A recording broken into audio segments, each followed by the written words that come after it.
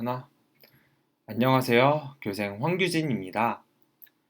직접 만나서 수업하지 못하게 된 것 정말 아쉽네요.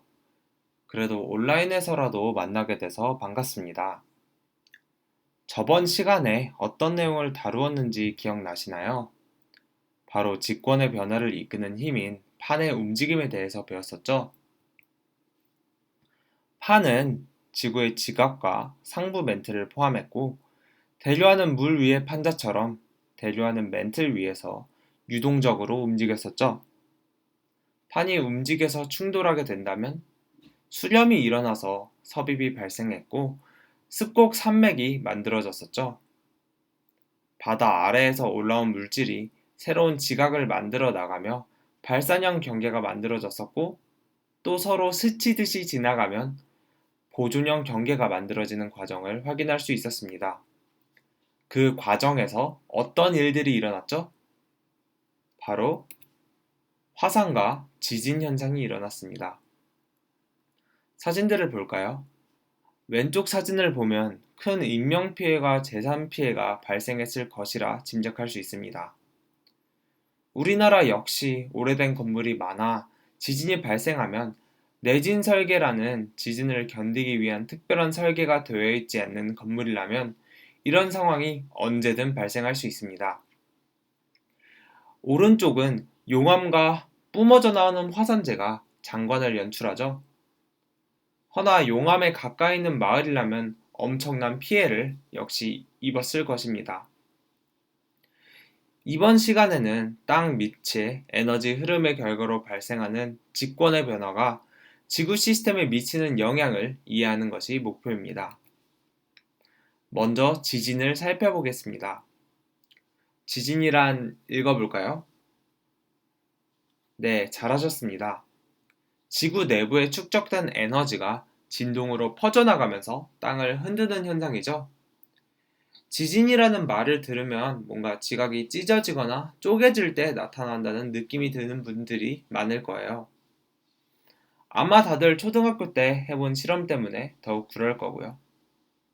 실제로 이 두 원인이 지진의 주 원인이 되는 것은 맞지만, 한쪽 땅이 갑자기 위로 올라가거나 내려가거나 찢어지거나 압착되거나 여하간 땅이 움직이면 발생하는 진동 전체를 통틀어 지진이라고 합니다.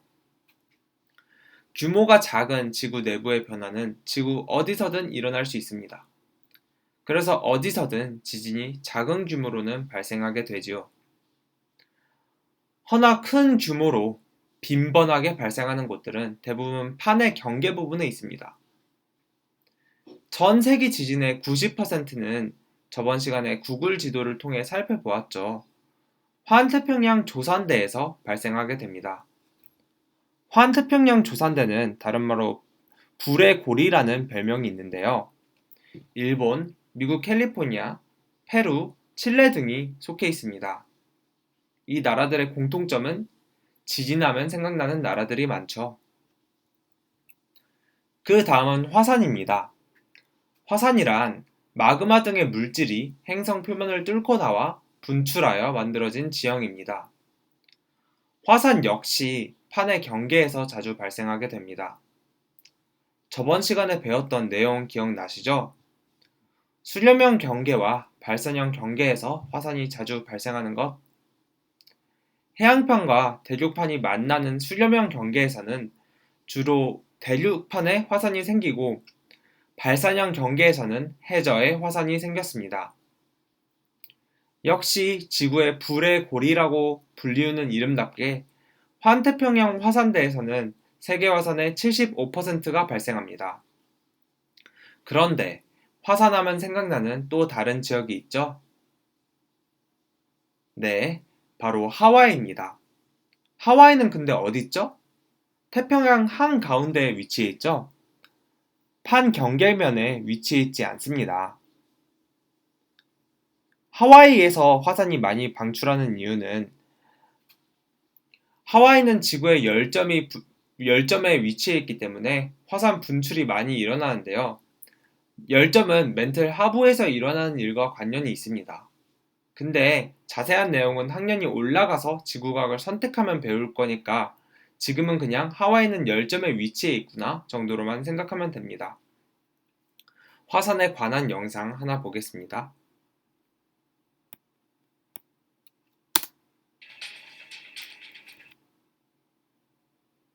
네, 화산이 터지고 있죠?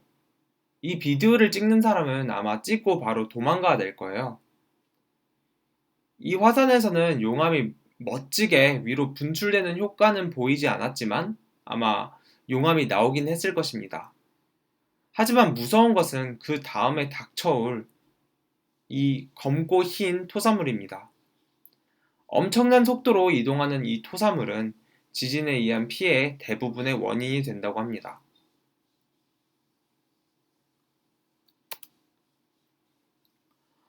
화산은 강한 힘을 가지고 땅을 뚫고 나오는 현상이기에 용암뿐 아니라 땅 아래에 있던 지각물질도 끌고 내려가고 산을 타고 내려오면서 흙이나 나무 같은 것도 같이 끌고 내려오게 됩니다. 학습지를 펴주세요. 첫 번째는 그림들의 칸이 있죠? 앞에 있는 것을 보고 같이 그 그림에 빈칸을 채워보도록 할게요. 먼저 화산은 기체로 화산가스를 방출하게 됩니다. 화산가스는 수증기와 이산화탄소가 많은 비중을 차지하고 있고 호흡기에 악영향을 주며 스모그의 원인 중 하나인 이산화황을 비롯한 황산화물도 포함되어 있습니다. 액체로는 마그마가 분출되어 흐르는 상태인 용암이 관찰될 거예요. 고체로는 다양한 크기의 화산 쇠설물들이 방출됩니다. 여기서 쇠설물이라는 말이 약간 낯설죠? 아마 지구과학에서 퇴적암을 설명할 때도 이 쇠설이라는 말을 사용할 텐데 뜻을 풀이해보자면 풍화, 침식, 화산작용 등을 겪고 부스러진 암석 파편 등에 사용하는 단어입니다. 화산 쇠설물이란 그러면 화산 폭발에 의한 충격이나 화산가스의 침식 등으로 인해 부서져서 방출된 크고 작은 암석 파편을 의미하게 되는데요. 주로 크기에 따라 화산탄, 화산역, 화산재 등으로 분류됩니다. 여기 화산재를 따로 적어두었지만 이 역시 화산 쇠설물의 일종입니다. 화산 쇠설물이 근처의 물질들과 함께 땅으로 덮쳐오는 현상을 화산 쇠설류라고 합니다. 아까 본 영상에서 엄청난 속도로 이동했던 것이 화산 쇠설류입니다. 나중에 피해 방지에 대해서 얘기할 때 이 직접적인 피해를 미치는 화산 쇠설류를 제어하는 것에 대해서 많이 다루게 될 것입니다. 화산과 지진이 무엇이었는지는 살펴보았으니 이제 지진과 화산이 지구 시스템에 어떤 영향을 미치는지 확인해 보겠습니다. 먼저 지권에서는 옆에 있는 그림과 같이 건물을 무너뜨리고 산사태를 발생시킵니다. 지진하면 생각나는 이미지인 땅이 쩍쩍 갈라지고 틈이 생기는 것도 직권해의 영향이라 할 수 있겠네요. 그 결과 생물권에는 막대한 피해가 발생합니다. 나무가 무너지고 동물이 죽고 인명 및 재산 피해가 발생하죠. 수권은 어떨까요? 먼 바다에서 지진이 일어나면 그 위에 있는 물이 떨리겠죠? 지진의 규모가 클수록 그 떨림의 규모가 더 커지겠고요. 이러한 파동은 우리가 있는 육지로 다가올 때 물의 수심이 얕아지면서 속도는 감소하게 되지만 파도의 높이가 더 높아지게 됩니다. 그 상태로 다가온 파도는 지진해일 혹은 쓰나미로 불리우는데요. 해안 지방에 막대한 피해를 미치게 됩니다. 기권에서는 날리는 먼지인 분진의 영향도 있고 지진하면 불이 잘 나게 돼서 화재 등으로 인해 대기오염이 발생하게 됩니다. 쓰나미에 대한 영상을 보겠습니다.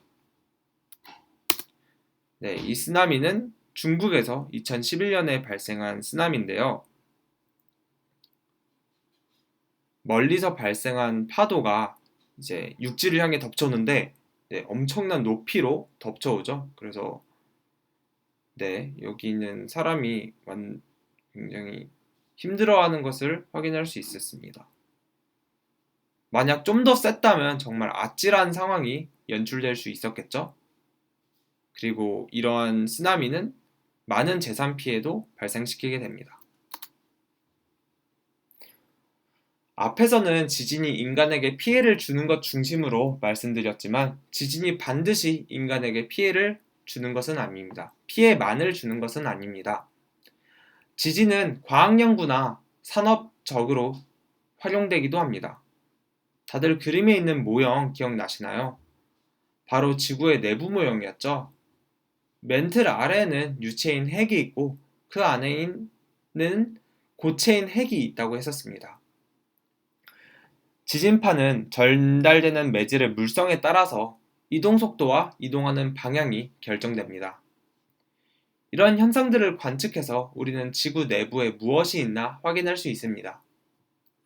우리가 느끼는 지진은 파동입니다.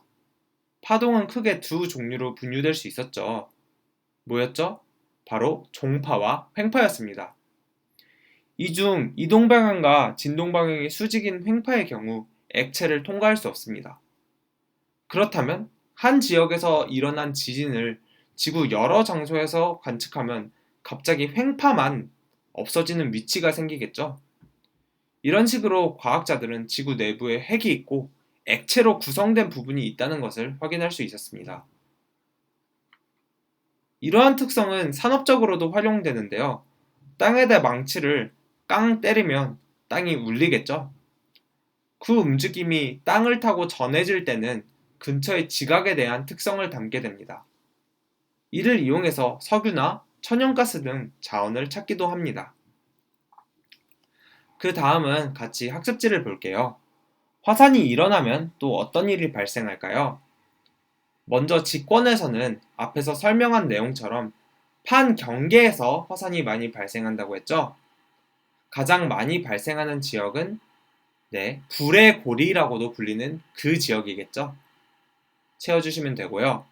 기권의 내용은 먼저 화산재가 하늘에 흩날려서 그에 의한 영향이 있을 텐데 바로 이따가 설명드리겠습니다.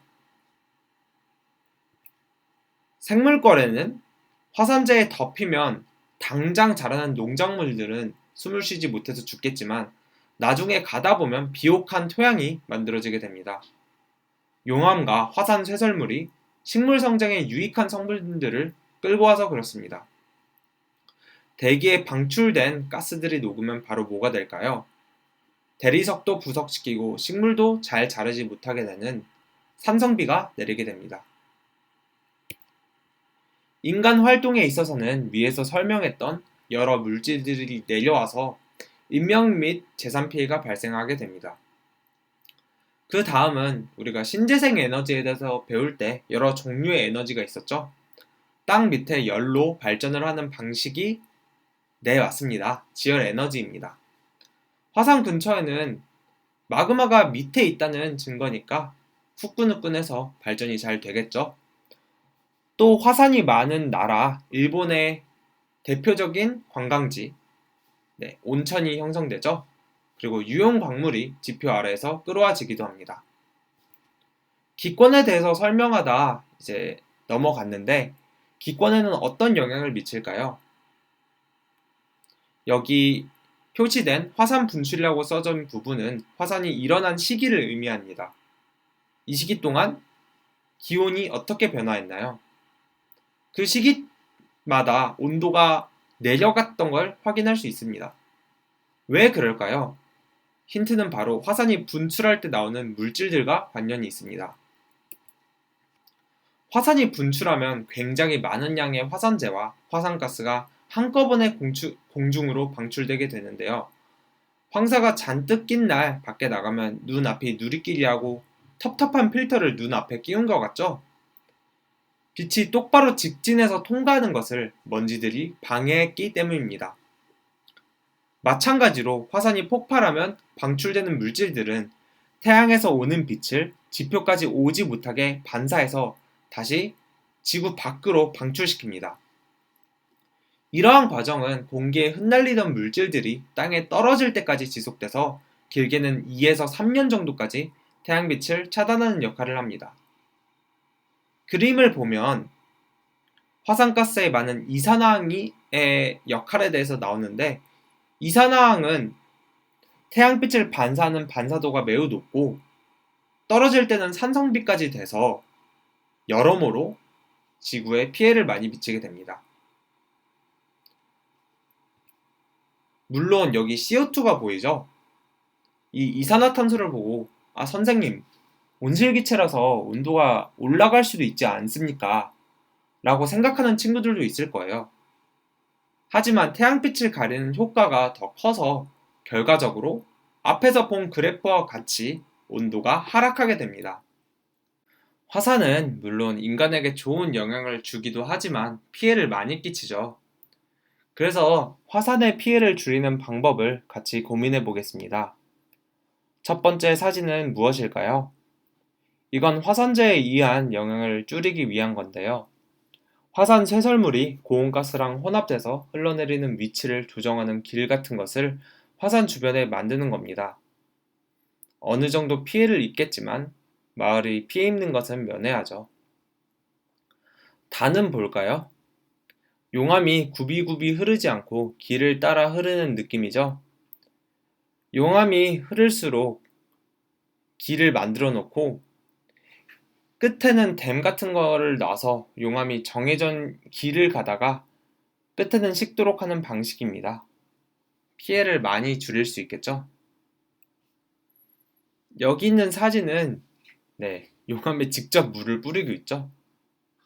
다소 극단적인 방법인데 용암은 뜨거워서 액체고 식으면 굳어서 흐르지 못하게 되므로 이제 물을 직접 뿌려서 온도를 낮추자는 생각인데요.